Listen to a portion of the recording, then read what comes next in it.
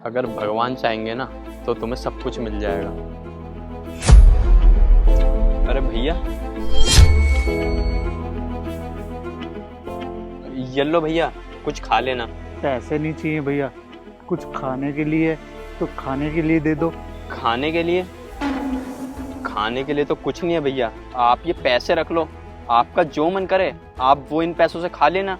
पैसे नहीं चाहिए भैया, कुछ खाने के लिए तो खाने के लिए दे दो, बहुत तेज भूख लगी है।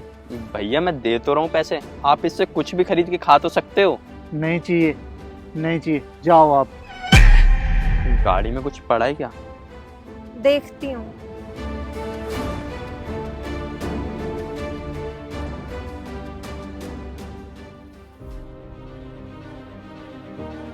गाड़ी में तो बस यही था। ये लो भैया।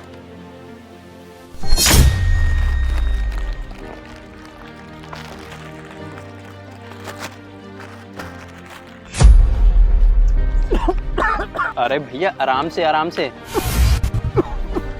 गाड़ी में पानी पड़ा है क्या? शायद होगा, रुको।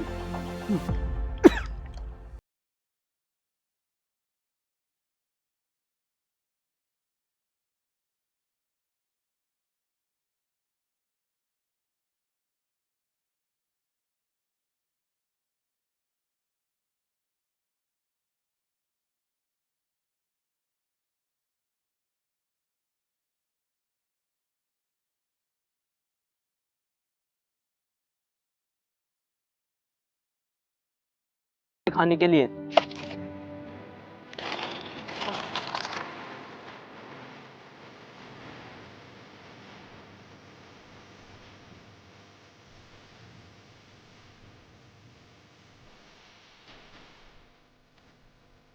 भैया वैसे कहाँ के रहने वाले हो आप?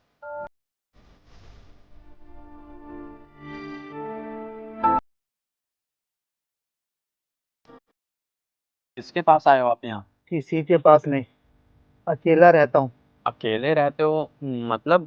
अकेला रहता हूँ मतलब ना माँ बाप है ना घर वाले। 2 दिन से कुछ खाया नहीं है, कूड़ेदान में खाना ढूंढ रहा था ताकि मुझे कुछ खाने के लिए मिल जाए, पर वहां भी कुछ नहीं मिला। मैं 2-4 दुकानों पे गया था, उन्होंने मुझे थप्पड़ मार के भगा दिया, कुछ खाने के लिए नहीं दिया।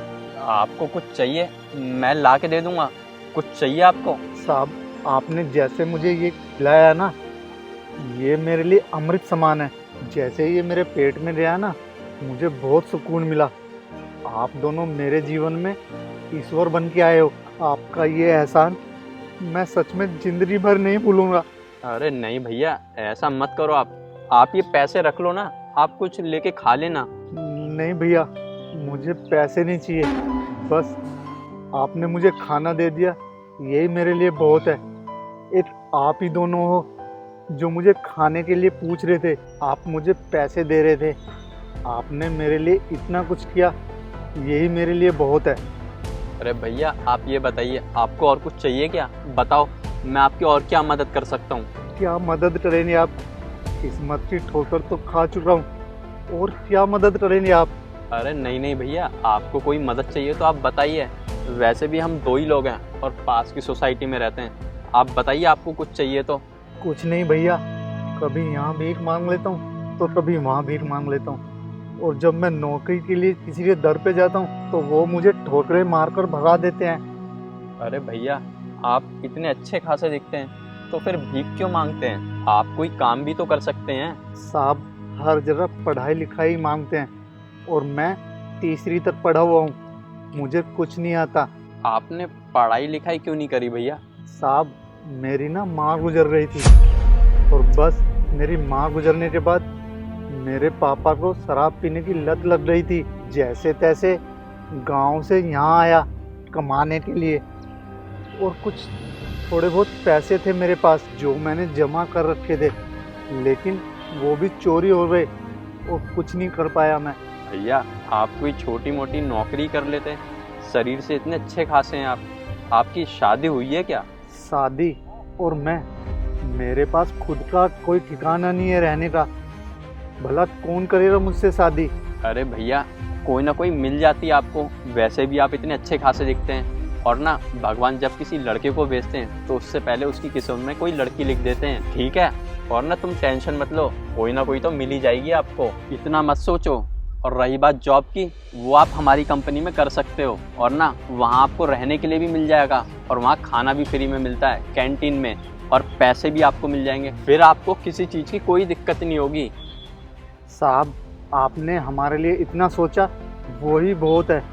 और मैं सच बोल रहा हूँ, मैं किसी काम का नहीं हूँ, मैं कुछ काम नहीं कर पाऊंगा। अरे भैया क्या बात कर रहे हो आप? ऐसे जीवन में कैसे हार मान सकते हो? इंसान चाहे ना तो वो कुछ भी कर सकता है। आप हौसला रखो, आप कुछ जरूर कर लोगे। आप चलो हमारे साथ, आप वहीं रहना, और आपको जब कुछ समझ आ जाए तो आप कंपनी में कोई छोटा मोटा काम कर लेना या हमारा हाथ बटा देना। हाँ भैया, बिल्कुल सही कह रहे हैं ये। आप हमारी कंपनी में जॉब कर सकते हो, अच्छे खासे दिखते हो आप। अगर आप मेहनत करोगे तो सब हासिल कर लोगे, और अच्छी सैलरी भी मिलेगी आपको। और फिर देखना, आपकी शादी भी हो जाएगी, आपको ऐसे भटकना नहीं पड़ेगा। आप सचमुच मुझे अपने यहाँ काम पर रख रहे हो क्या? हाँ, आप बैग लो और आओ हमारे साथ, आओ ना, चलो। अरे साहब, अरे नहीं नहीं भैया, आप ऐसा मत करो, आप बैग लो अपना और चलो हमारे साथ। आओ भैया, बैठो आप।